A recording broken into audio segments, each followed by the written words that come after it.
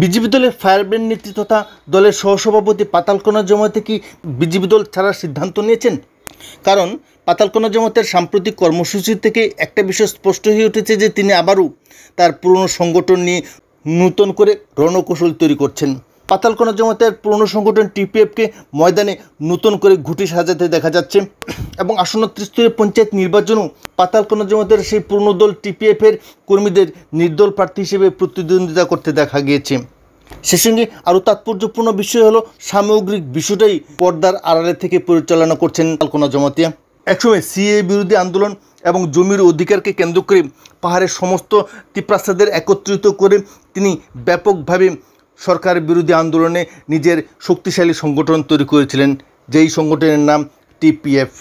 তৎকালীন সময়ে সমগ্র রাজ্যেই প্রদ্যুৎ কিশোর দেববর্মনের নেতৃত্বে তিপ্রামাথা দলের উত্থান ঘটেছিল এবং তিপ্রামাথা দল এবং টিপিএফ উভয় সংগঠনই যৌথভাবে তীব্রাস্তাদের অধিকার আন্দোলনের জন্য লড়াই সংগ্রামে ব্যস্ত ছিল।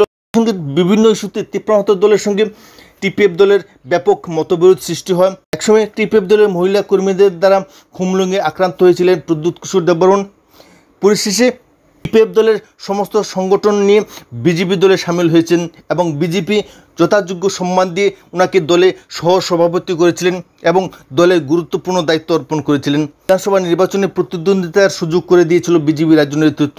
2024 লোকসভা নির্বাচনকে কেন্দ্র করে আবারও প্রাক্তন টিপিএফ নেত্রী তথা বিজেপি দলের সহসভাপতি পাতালকোনা জমায়েতের সঙ্গে রাজনৈতিক বিতর্কে লিপ্ত হয়েছিলেন প্রদ্যুৎ কিশোর দেববর্মন এবং যাকে কেন্দ্র করে ইতিমধ্যেই রাজ্য রাজনীতিতে জল গোলা হয়েছিল। পাতালকোনা জমায়েতকে শোকজ নোটিশ জারি করা হয়েছিল।